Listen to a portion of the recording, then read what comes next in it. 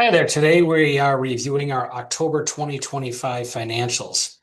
As the board and community probably know, October is a very busy month for school districts. In October, the state finalizes our state aid, which allows the school district to then finalize and approve a tax levy.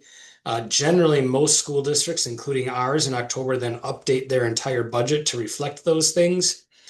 We did that as part of the budget adoption on October 27th.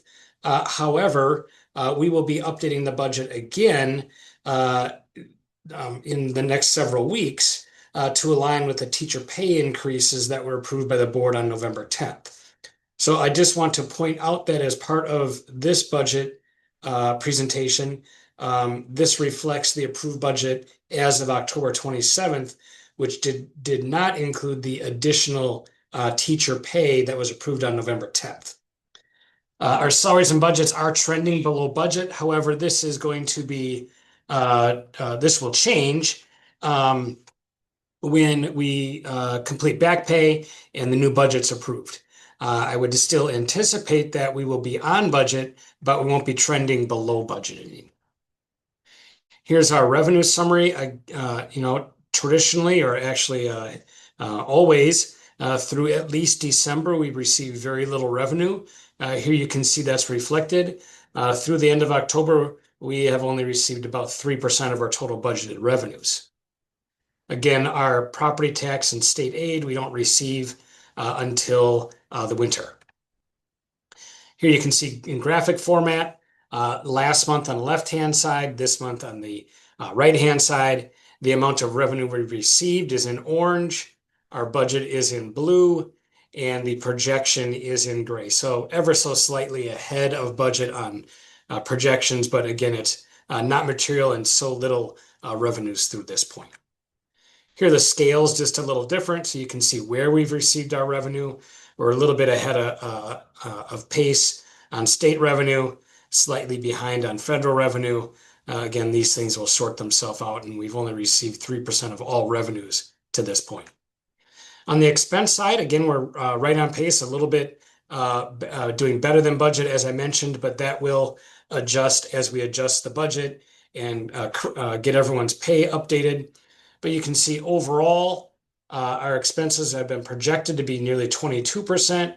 We're right at 21%. We're trending below what we would anticipate on salaries and benefits, and ever so slightly below on other objects.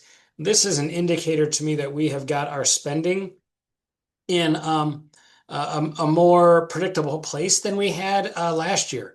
You might remember last year, our other objects were very hard to predict. Now it looks like we've dialed in our predictive metric and we are pacing more like we would project. Again, what we're looking at here in the orange is our actual, in the gray is our projected, the blue is the entire year, last month on the left-hand side, this month on the right-hand side. And what we're looking for is for the orange and gray to be close, with that being our actual versus our projection. On the expense side, if the actual is a little bit less than the projection, that's even better. That means we're trending below budget. This is just a blown up figure of that. Again, the projection here is in the orange, the actual is in the blue, and you can see with the note in the top left here, we're looking for these two bar graphs to be close. You can see on salaries, again, through October, we were trending under projection. Again, a lot of that is because of the back pay not being implemented yet. Overall, this is our current year compared to last year. Last year on the left-hand side, so this is last year through October, that's prior year to date through October, versus the current year through October. So the way to read this, at this time last year, through October, we had received $2.4 million and spent $27.5 million. This year, through October, we've received $3.8 million and spent $26.6 million.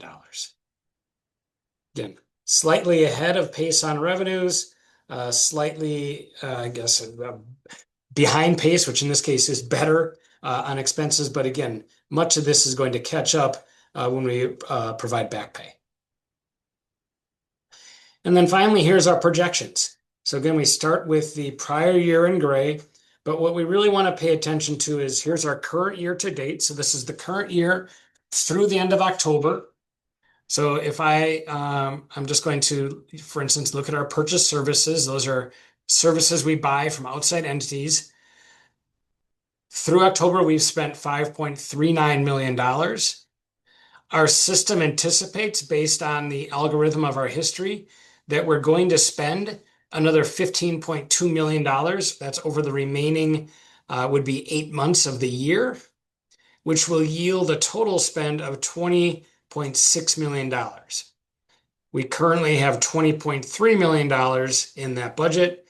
So if we don't make any adjustments and spending stays exactly with the algorithm, we would anticipate overspending in this single line by $333,000.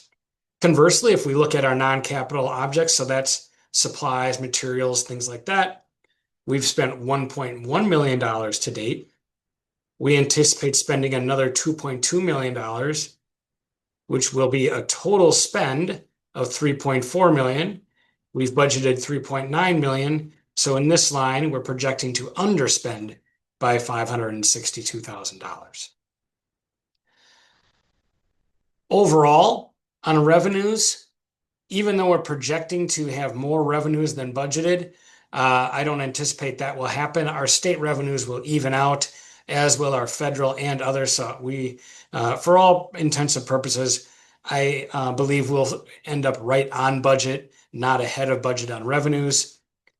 And through this point in time, even though we're projected to underspend our expenditures, I believe that our salaries are going to catch up to our budget, in particular once the back pay is approved and we go through and update all teacher pays. So we're in good shape through October. We're going to see some major shifts as far as total budget in November. So that will be a good dipstick test for us after we complete our November payrolls and have our budget updated.